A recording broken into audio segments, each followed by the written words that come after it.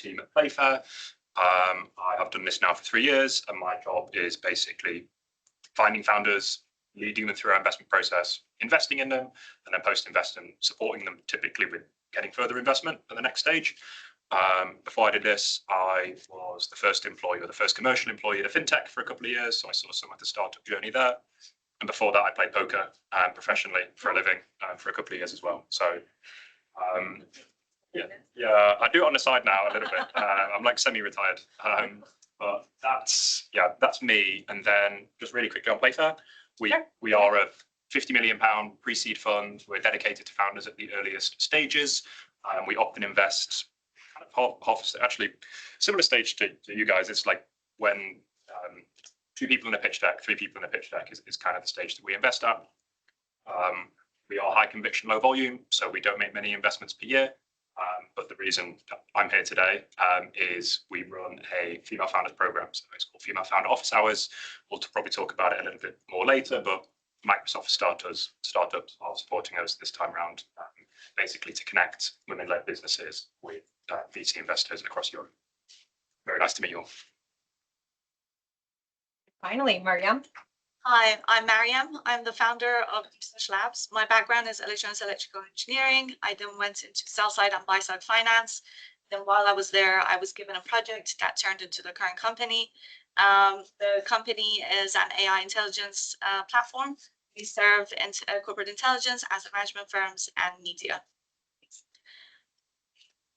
And I'm here to talk to you about any questions you've got with regards to funding, go-to-market strategies, etc.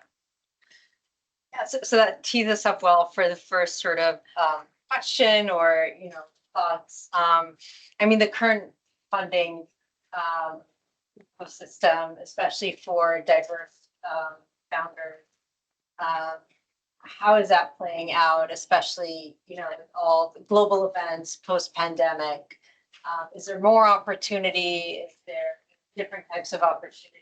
I'd love to hear some thoughts. And maybe we start with you, Mariam, since you're in the midst of it, I'm guessing. Yeah. So with regards to funding, I think during COVID and after COVID, actually, the uptick was quite high. But then actually now I feel like maybe the market is not as open because of the interest rate hikes, lack of money, funding in general, for certain programs that were there. Those programs no longer exist. Governments cut funding for those programs. So it's become more difficult to raise funding, but for very good companies with good products and good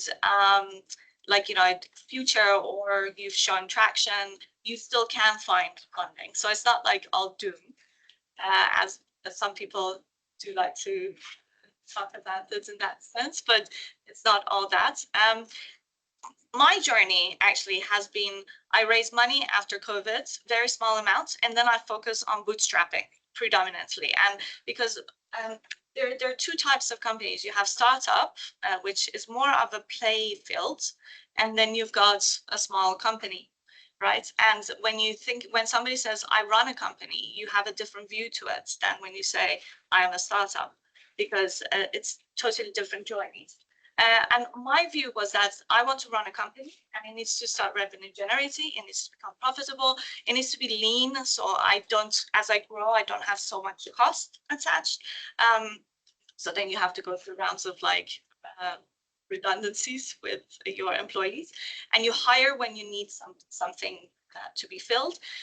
So my journey was that journey, but that journey also you can raise funding, but when it is necessary to raise funding, and not when as you feel like you're running out of cash, you just keep on going and keep raising. That's more, for me, that is more a startup game rather than actually building a proper company.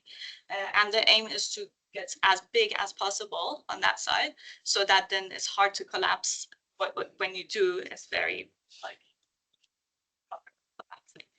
rather than slow collapse and then maybe uptick. So there are 2 ways of doing setting up your own businesses and leading it, and both ways you can raise money, but the type of VCs would be different, the type of investors would be different. So I just got to do research. hear a bit from the investment side. So I don't know, Chef, if you want to start. Sure. Yeah. So Yeah. the stage that I sit at is really, really early, and I would say I see two very distinct types of companies at the really earliest stage. The first has very technical AI founders, and this group, this very small group of people, find raising early rounds very, very easy. And so if you are if you worked at DeepMind or OpenAI for 3 years, investors will be knocking on your door and throwing money at you. Now, that's not that useful, I know, but like just as a picture of the market, this is like 2% of the market like this, and the other 98% is still deploying at the earlier stages, but it's a little bit harder. And investors definitely want to see some evidence that what you're working on is desirable by some people. So that's kind of my stage. And then when I help our portfolio companies fundraise for a Series A, they definitely want to see more. And so when I was doing this maybe 2 years ago, you know, 500,000 in revenue for a Series A might have been okay. It's not anymore. So it's going to be 1 million at least. Growth rates are going to need to be at least 2x, probably 3x. And so I think what's happening is Series A funds are looking to deploy slower. And so they're being more selective with what they choose. So yeah, there's still funding out there, but it's slower and you have to prove more. Yeah, I think it's quite hard to generalize, right? The sort of startup founder experience. And maybe just by a show of hands, who here is a founder? Great. Oh, Who's doing it for the first time? Right, quite a few people. Here's a beer. Find the others in the room as well and find your tribe, because the biggest sort of achievement actually is being able to bond with one another when it comes to founder communities. That's definitely been sort of a really strong push in the past couple of years, just because you do need active support in this, and not just from investors, but also from different communities that you're part of. So yeah, kudos for actually hosting the space for people to connect, which is incredibly important. I'd say it's quite hard to sort of generalize and give a proper sort of reflection of where we're at in the market, because what we see in the media is very different from what's actually happening most of the times. And I say this as a tech investor. There's also loads and loads of businesses that are just building bricks and mortar or consumer products that do not get VC investment, or might actually get VC investment because Blank Street Coffee product, right, got General Catalyst as one of the. So it is definitely also possible to raise VC investment for different types of businesses that you're building. There are some bleak stats that have come out in the past couple of years, and I think the latest one that I got really angry at came out from Dewhurst, which basically looked at the whole equity landscape of the past year, which is part of the deal that they publish on an annual basis, which basically had a stat around saying, oh, equity investment into all women teams has improved by 1p per pound invested, which is a marginal change that has happened over the past 3 years. It's marginally gone up by 1p every pound invested in the UK specifically. And if we keep at this pace, they are very hopeful that by 2032 we would get to 10p of every pound invested into all women, which it sounds ridiculous if sort of you want to enable better access to capital, right? So one of the sort of key things that we do at our fund is not only invest into more founders from all walks of life, but also just run different types of workshops for people to become investment ready, to actually learn the language of VCs, to actually try to work out fund mechanics. There's this 50 million pre-seed fund that just raised investment and was announced in Sifted or TechCrunch. Actually deploy pre-seed tickets into new companies of the ones that I am building. And that's the kind of have to work out on how to hack the system. And if we look at what's available now in order to actually create that enabling environment, to have better access to capital, to get in front of investors, that's certainly improving. you'll find a lot more VCs, a lot more investors that you can find through databases like OpenVC. You can participate in the Playfair Female Founder Office Hours. We have a very tangible example that we are about to announce an investment into a company tomorrow, which is led by a largely female-led team.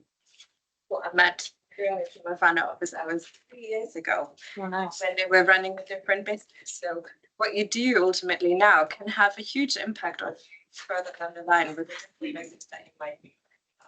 So it's incredibly important just to look out for those opportunities and get in front of investors. But there's a lot of owners on the founder, because there is still a large VC industry that is incredibly exclusive and incredibly secretive around the way they invest as well. So it's absolutely crucial for you to make use of those spaces. On that note, I was just gonna go to you because it's some exciting and very like useful, hopefully, initiatives, and opportunities that you're getting for female founders, but would love to hear, you Yeah, know, on that your note, experience as a yeah, I think it's quite fascinating because as a female founder, you need to take all opportunities that are thrown at you, but you need to weigh it, right? So it's really important to weigh it. So what is the purpose of joining, for example, a female founder workshop or like, you know, a call? Maybe maybe Andrew would not be spending like, you know, any checks on you or would not invest in you, but maybe 2 years down the line, you would get back in touch with him and he would be absolutely pleased to provide you. So networking is really, really important. But networking with other female founders is also important because they will give you nuggets of information, or any founders. They will give you nuggets of information that you can then go and do, like, you know, use to progress your business. For example, we got involved with one of these programs, but accidentally because I met somebody and then they mentioned something that I did fill in a form, just you do, and then they invited us and then we pitched to the government. So government organizations, and that was amazing, and that opened up a few doors for us to work with the government. So there are things that you can do, but you need to like grab at opportunities. And there are lots of events that happen for female founders. Not all of them are great, but you need to go through them to sift through like which ones are good and which ones not this one. Yeah. But that's how you learn to navigate the system, basically. The system is quite noisy. Yeah. Yeah, so I mean that's a great pivot for my next sort of question or topic.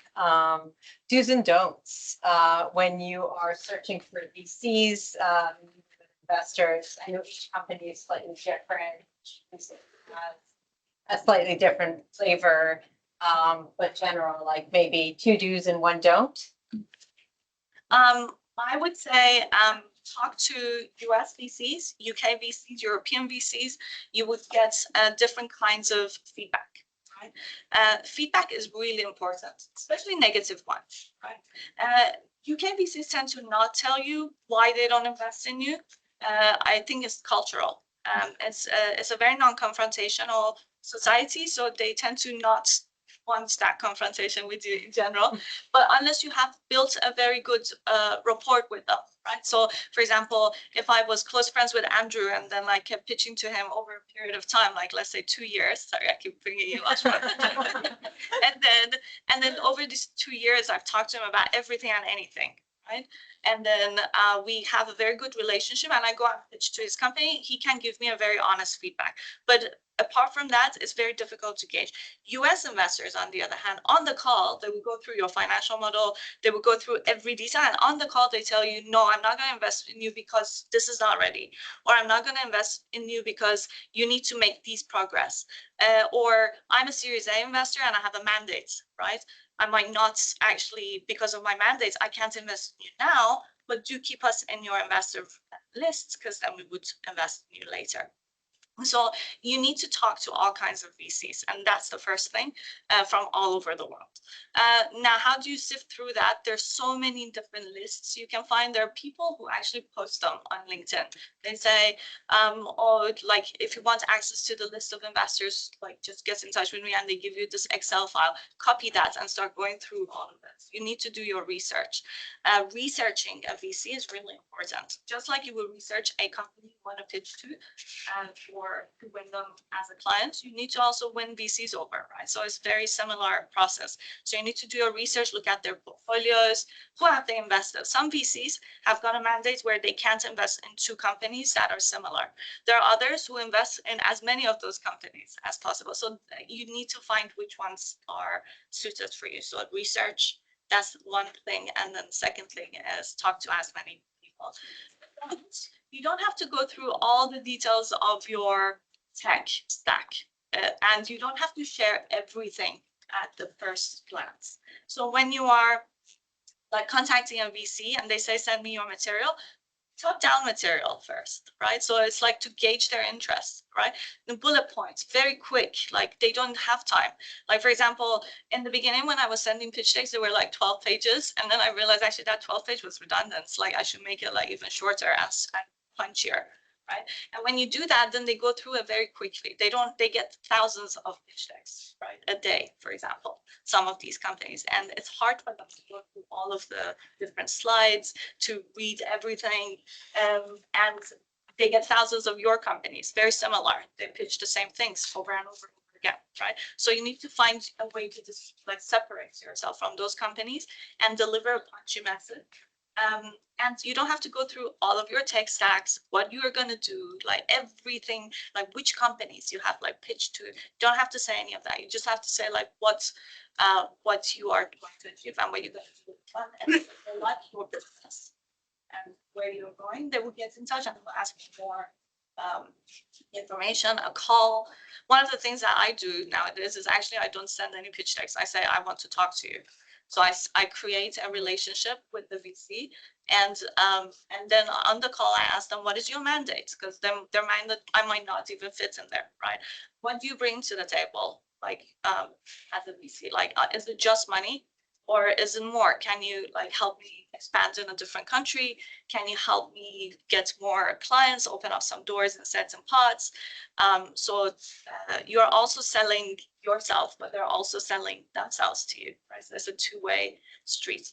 And then if things go well on that call, I generally send materials basically, and then we continue talking. So that's your two do's and one don't. yes. Yeah. I mean, on the topic of research, Concept Ventures have a thing online called the Fund Finder.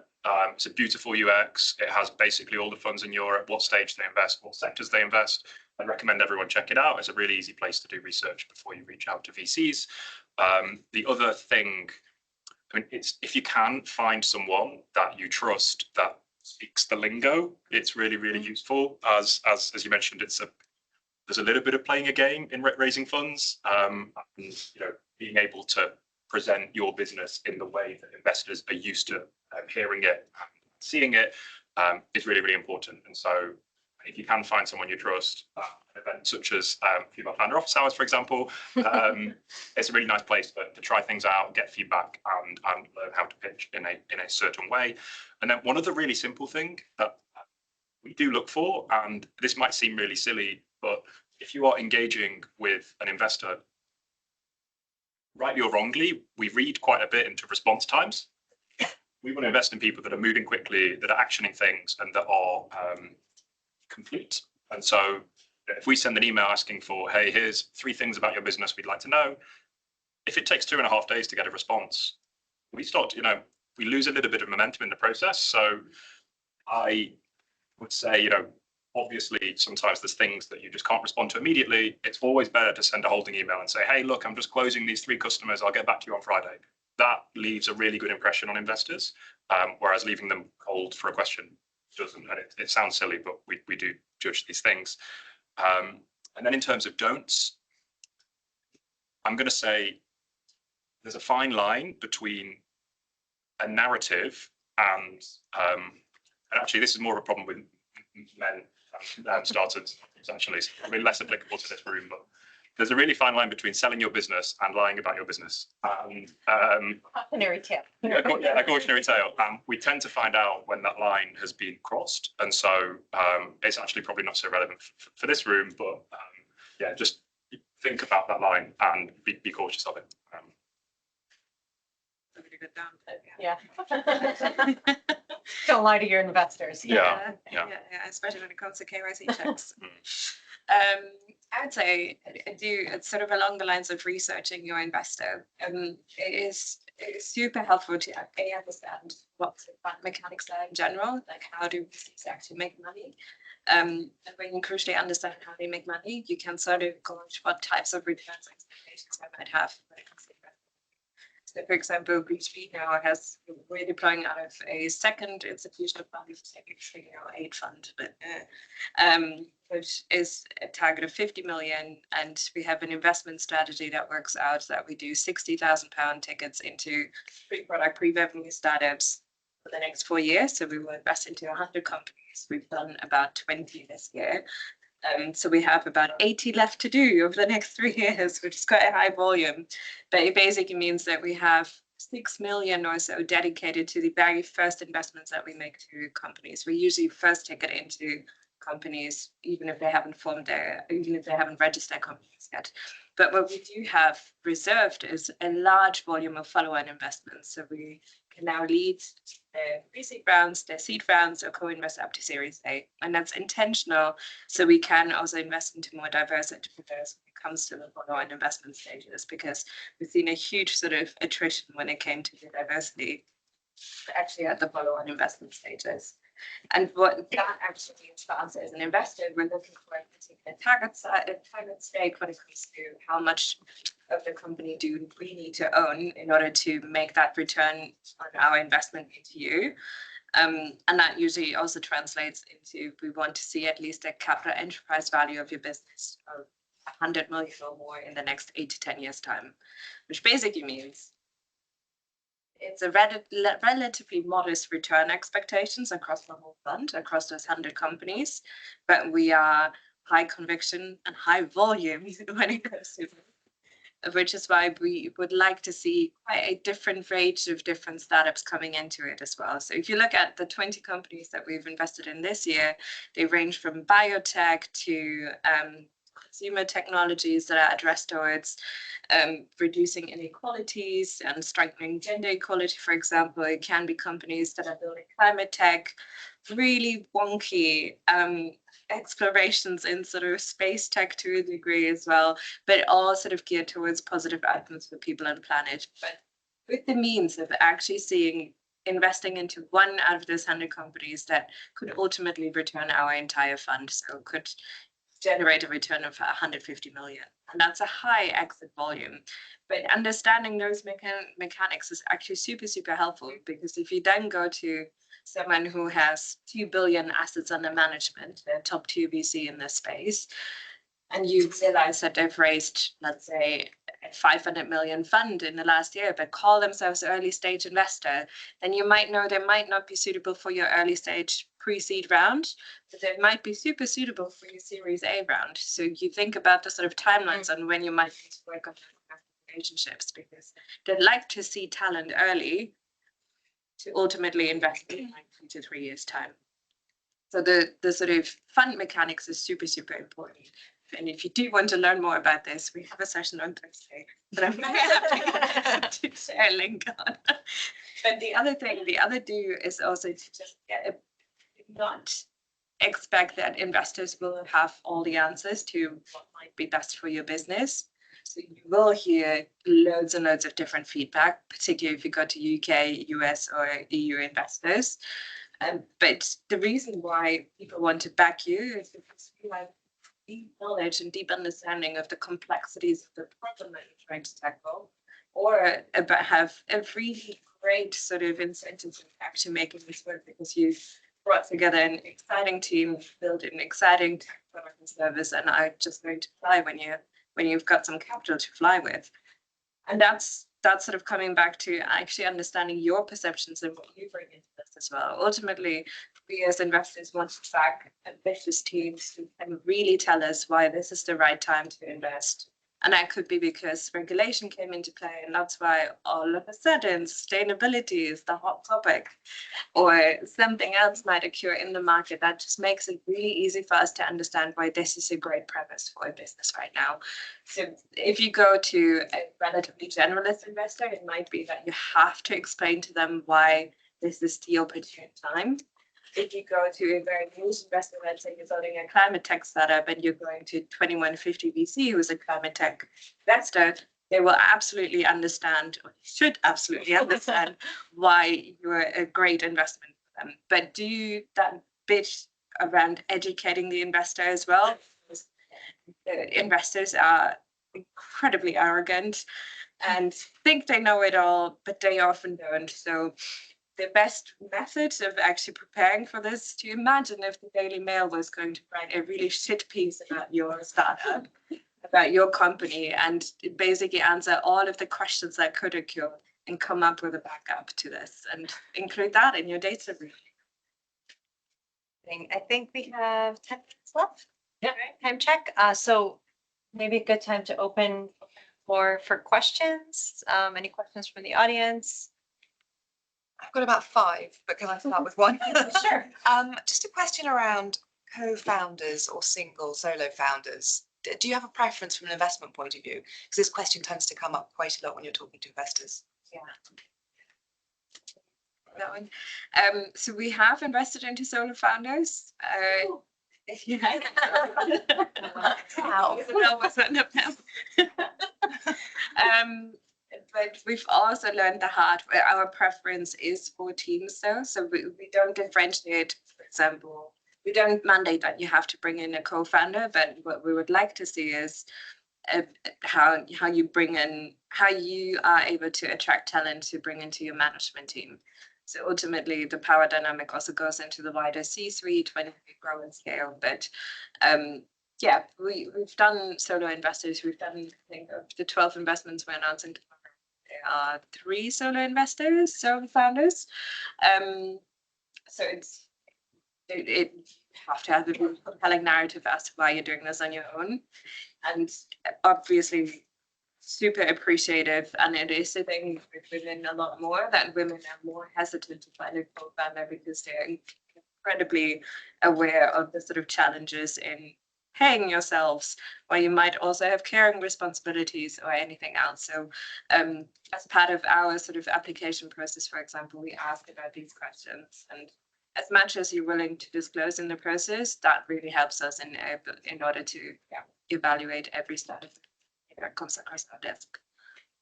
We have solo founders as well, but we do prefer teams of more than one to just share the emotional burden, which is hard. And then another one is we are mostly technology investors, and we often meet solo founders that are commercial and outsourcing technology, which almost means it's not going to be right for us. So when we back solo founders, they've tended to be technical. Just follow on from that. How do you find your co-founders or team? Yeah, so I'm a solo founder, but when I started, I was told that I need to join an accelerator in order to find a co-founder. I joined Ansler, and actually I was the second cohort, and it was right at the beginning, and it was during COVID. So first 2 weeks, and then we went into lockdown. So it was very difficult to find a co-founder on virtually, because you need to know if you match with the person. And so I knew that the business was going to work out. So I basically said to my advisor, who was the co-founder of Monzo, he basically said, "I'll help you set up the company." So he became my emotional, almost let out, whenever I'm having any sort of emotional problems, I go to him, which is quite funny. But he became basically my co-founder without being a co-founder. But you do need a team of people to support you. So accelerators is one.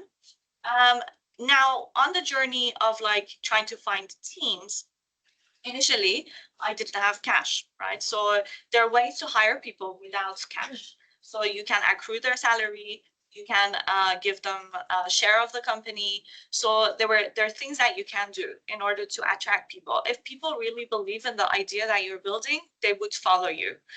But you need to have conviction in your own idea, right? So you can't be just a bit sure and not so sure.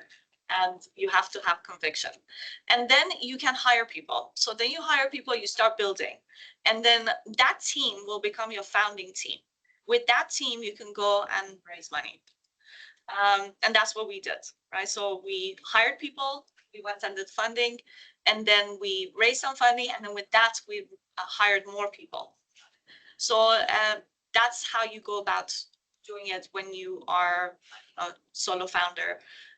You do need a founding team. So VCs do invest in solo founders, but you need to have a founding team because you can't just do everything by yourself, right? So, Can I add to that as well? So AI Forge, if you don't join the accelerator, all the people who didn't make it in the accelerator, it's like 800 people. They do founder matching, like speed dating, sort of. So they've been running some of those events. So if you want to like add yourself to that founder matching group, because they're very much like, we won't invest in you if you're a solo founder. But if you are looking for a co-founder, that could be a good route.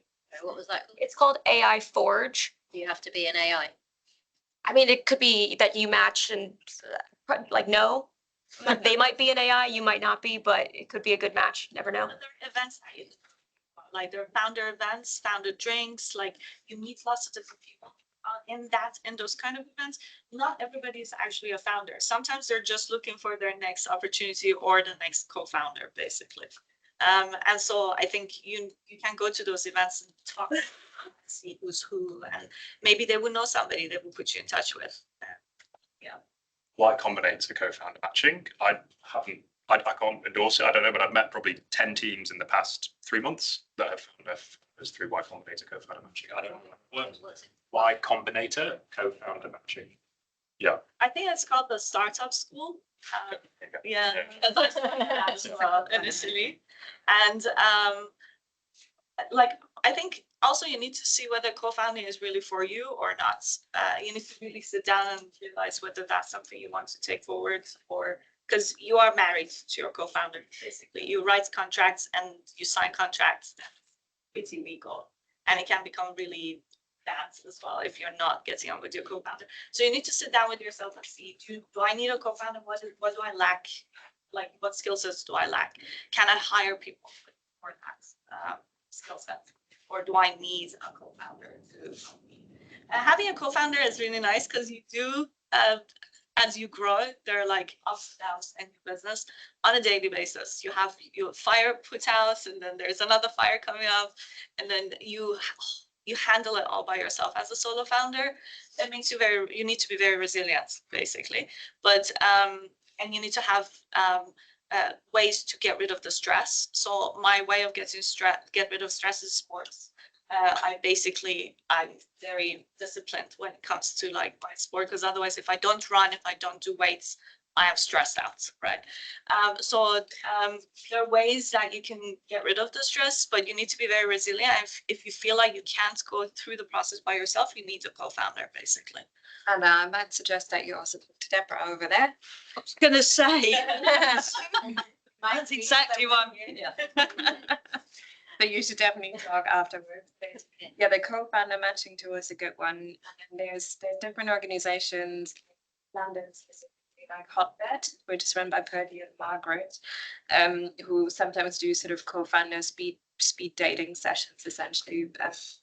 But yeah, AI Forge is a really good example, or just going through sort of signing up to the newsletters of incubators, not accelerators, incubators and venture builder programs, because the sort of churn from founders who don't go on to build businesses but are quite interested in joining a team is quite high.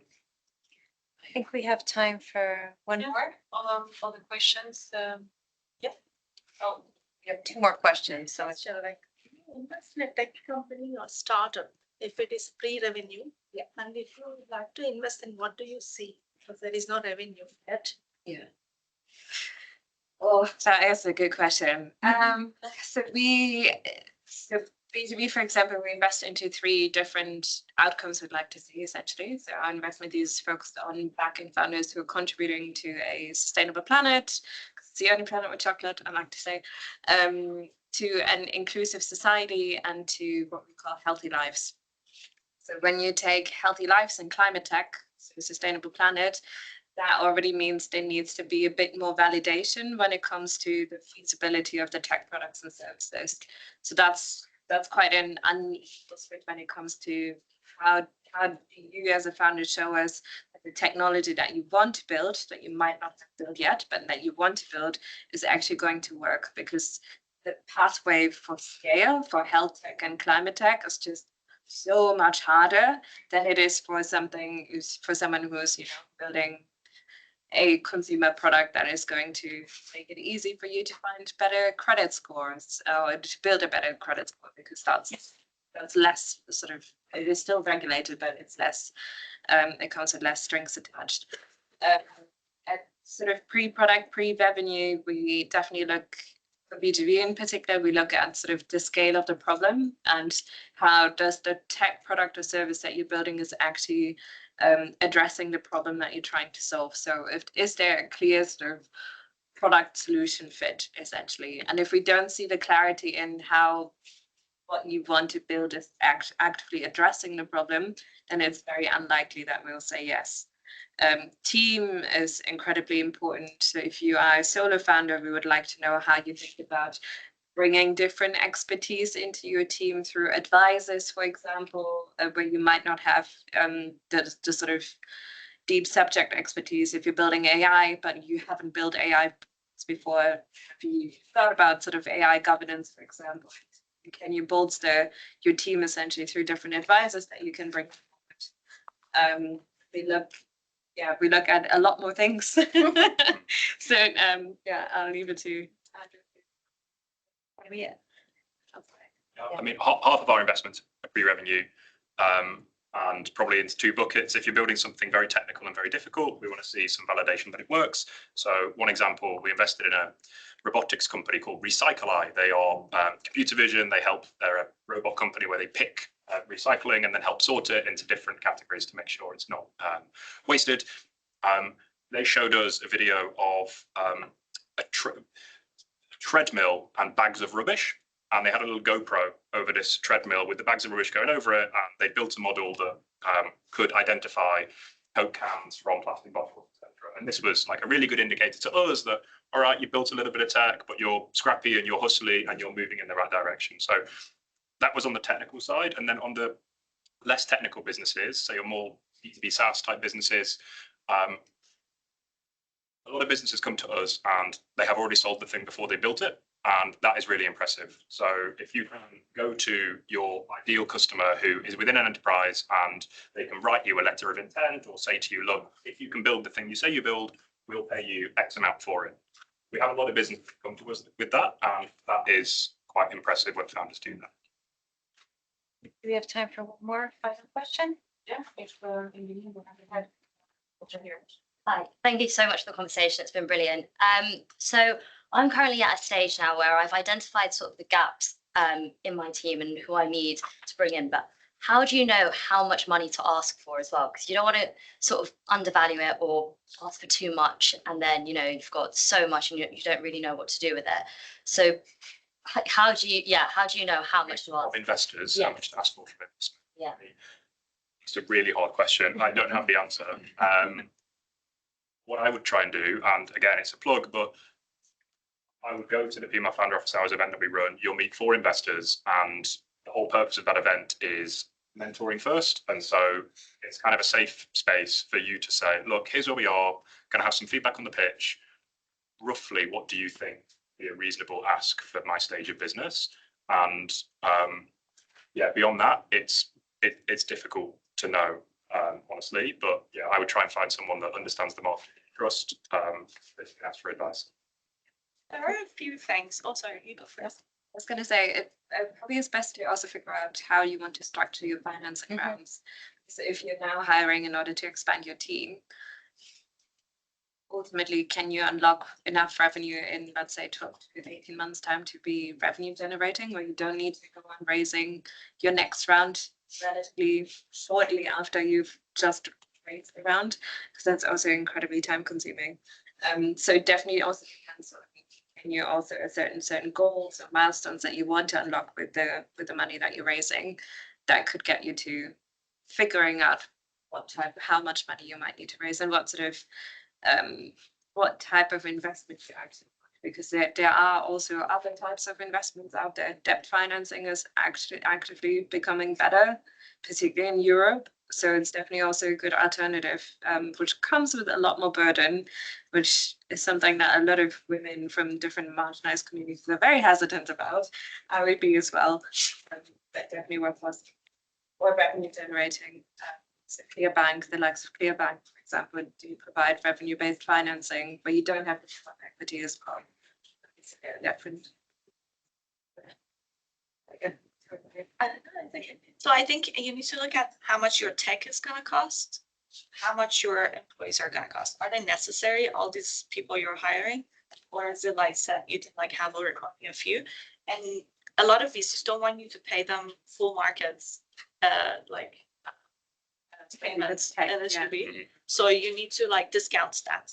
And then how much can you discount it by? You need to like go and talk to people, what they're willing to accept as their initial starting salary. And that's, then you need to have a runway for 18 months. Generally, people say 18 months. But for example, in our case, when we raised money, we hired with that, and then we became revenue generating after 12 months. So that we sustain ourselves with that, and then we kept going that way. And I think you need to sit down and do the calculations, and that means you need to have a financial model. It doesn't have to be super complicated, like most financial models are, but this can be just like, what is my cost? Where would the cost go? Because even you still need to show some kind of understanding of your finances, right? Because how are you going to deploy that? Then you say, okay, this is my cost, and then can that last for 18 months, for example? Thank you. I think are we at time? Yeah, there is maybe to be inclusive on the online, there is one question. Oh, one question online. Okay. Which gives feedback. So Yes. What is the name of that event? Yeah, so great. So it's called Female Founder Office Hours. You can find it on our website, playfair.vc, and there is a section called FFOH. We're running it in partnership with Microsoft for Startups. There we go. Bethlehem Ventures are participating alongside 200 other VC funds across Europe. The whole purpose of the event really is we believe access is one of the problems for women-founded businesses. It's not the only problem, but it is one of them. And we basically corral pretty much all the VC investors in Europe and have short 15-minute mentoring sessions with women-led businesses. So it's all online. It'll take an hour and a half of your day. You'll probably get 4 meetings or so. And I would, for all these questions that maybe are too difficult to answer right now for us, I would take them to these meetings. That's kind of the purpose. We tee investors up for this, and please everyone sign up. The deadline is October 15th, and the event takes part on November the 7th. These events are quite good. I actually met the Testimonial. because you meet VCs, even if they're not going to invest in you, if they like you, they stay in touch with you. And I met a lot right at the beginning, and those are still in my network, and I hang out with them or something, and I discuss my business, where I want to go, and they give me advice. It's off book kind of advice, but off the book, but very good sort of things to attend. And sorry, Dama, there were a couple of workshops you were referring to. Yes. Could you just provide the name so I can just add it? If you just search for Bethnal Green Ventures and go onto our website under founder resources, there's like links to all of the different events that we run. We also run investor AMAs where we bring in different investors across sort of Europe as well to just get access to them. And it's kind of like a reverse pitch. So they actually tell you more about what they invested, what they look for, ask questions. Good to ask Nanda, Zoe Eden from NFC, who was an excellent investor, and Matilda from Root VC, which is a Danish-based investor who also do pre-seed. Please do stand up. Thanks, everyone.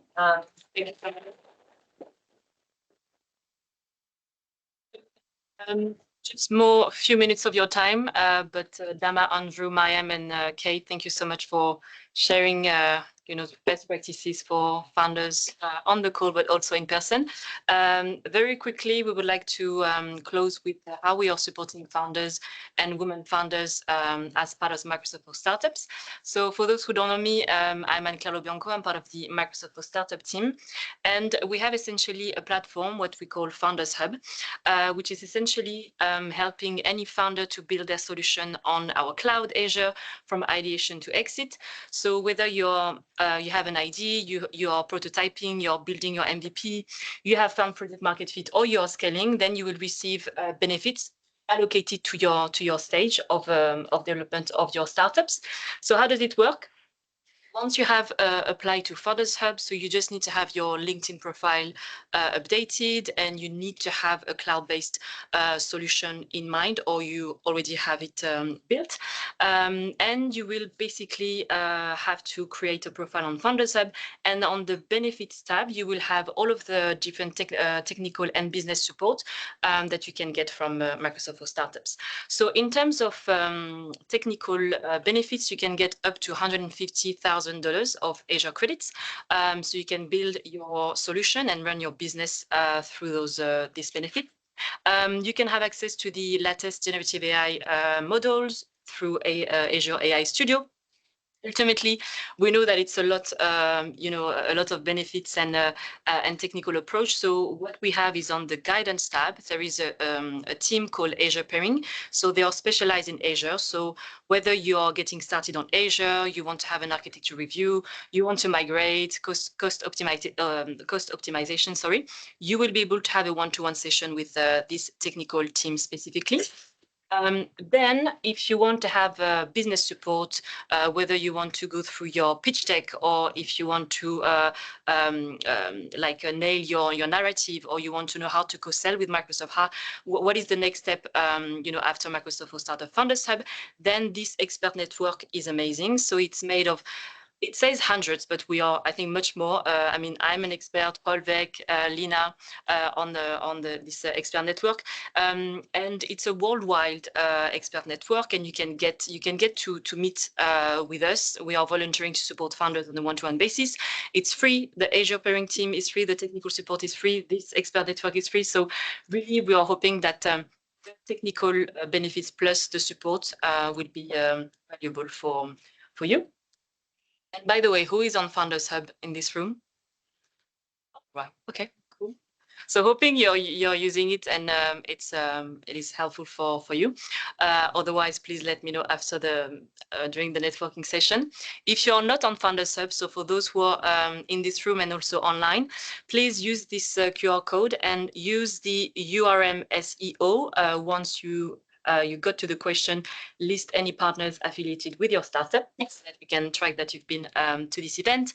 If you have any question, again, you can reach out to me. I will be here through the networking session. There is my colleague Laura on the call if you want to ask a question. Andrew summarized very well the Female Founders Office Hours. Please sign up by the October 15th. This is an amazing initiative, again, that they are doing. And again, thank you to you all for participating today. I think we've taken half your day, and we really appreciate you coming today and also online showing up. All of the speakers and the V team creating this amazing event. And yeah, so it's, I guess, networking time.